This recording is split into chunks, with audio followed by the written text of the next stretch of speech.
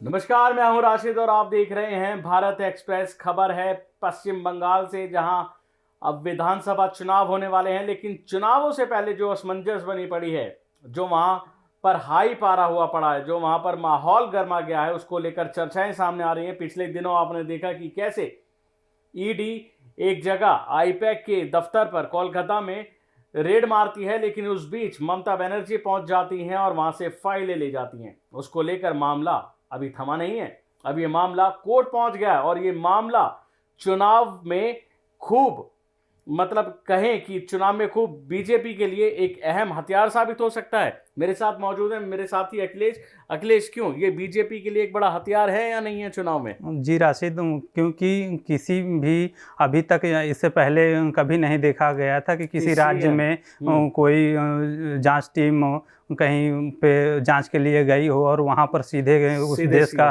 उस राज्य का मुख्यमंत्री पहुंच जाए। तो ये तो सरासर जो है बीजेपी को बना बनाया मुद्दा ममता बनर्जी ने दे दिया है और जिसका खामियाजा उनको चुनाव में देखने को मिलेगा। अच्छा, चुनाव की बात भी करेंगे, लेकिन उससे पहले मैं आपको ये बता दूं कि ईडी ने ममता बनर्जी और पश्चिम बंगाल के कई पुलिस अधिकारियों के खिलाफ कोर्ट में याचिका दाखिल की है। और ईडी का कहना है कि छापेमारी के दौरान अधिकारियों के साथ बदसलूकी की गई और इस मामले की जांच जो है सीबीआई को सौंपने की मांग की गई है। और कुल मैं आपको बता दूं, ईडी की याचिका में कुल 6 लोग और संस्थाओं को प्रतिवादी बनाया गया है, जिसमें पश्चिम बंगाल सरकार है, ममता बनर्जी हैं, डीजीपी राजीव कुमार है, मनोज कुमार वर्मा जो कोलकाता पुलिस कमिश्नर हैं, और साउथ कोलकाता की डीसीपी है प्रियव्रत रॉय, और सीबीआई है। बता दें कि अब इस मामले में ये जो चुनाव की बातें हुई हैं कि आखिर क्या लग रहा है इस बार ये जो हथियार जो ममता ने बना बनाया बीजेपी को दे दिया है, इतना बड़ा मुद्दा क्रिएट कर दिया है, इस वजह से क्या लग रहा है कि सीएम ममता जो है वो अपना शासन जो है लड़कता हुआ उन्हें दिख रहा है? कहीं ना कहीं राशिद, ममता बनर्जी को भी इस बार ये चुनाव आसान नहीं लग रहा है। जो उनके पिछले कई सारे सार्वजनिक मंचों में पर देखा गया कि उनकी बेचैनी को साफ दर्शाता है।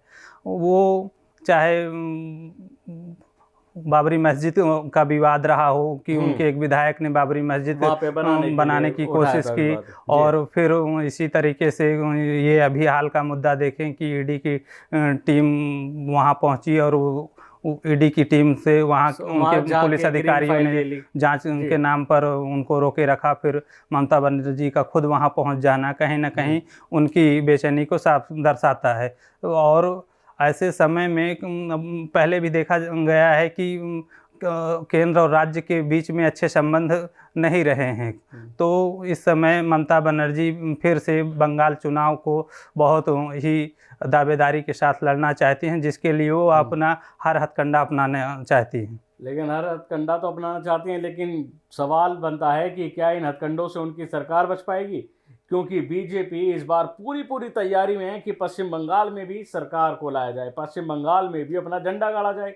लेकिन वहीं दूसरी ओर ममता बनर्जी हैं जो ये साफ नहीं चाहती, जो बिल्कुल भी ये बर्दाश्त नहीं कर सकती कि उनके अलावा कोई और आए, क्योंकि वहाँ पर टीएमसी है, बीजेपी है, सीपीआई है और कांग्रेस है, लेकिन सरकार जो है वो ममता की है। लेकिन ममता तमाम ऐसे आरोप चलते हैं। आपने देखा होगा कि पश्चिम बंगाल की जो राजनीति है वो एक अलग लेवल की है, अलग इस तरह वहाँ की खूब ऐसी खबरें सामने आती हैं, खूब हिंसा की खबरें सामने आती हैं, खूब वहाँ पे हमलों की खबरें सामने आती हैं। अखिलेश, उससे पहले आपने देखा होगा कि रेड मारने कोई टीम जाती है या कोई भी एजेंसी जाती है तो उन पर भी हमले की खबरें आ चुकी हैं।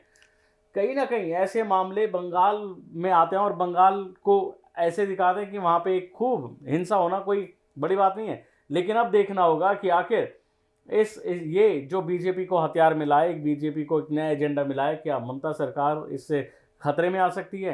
क्या इस बार चुनाव में उन्हें भारी पड़ सकता है कि आखिर किस तरह से अपनी सरकार को वापस लाएं, किस तरह से अपनी सरकार को बचाएं?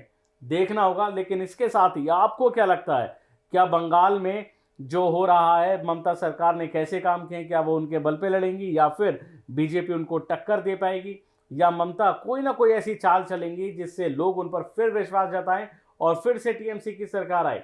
आप ये सारी राय हमें कमेंट बॉक्स में ज़रूर दें। शुक्रिया।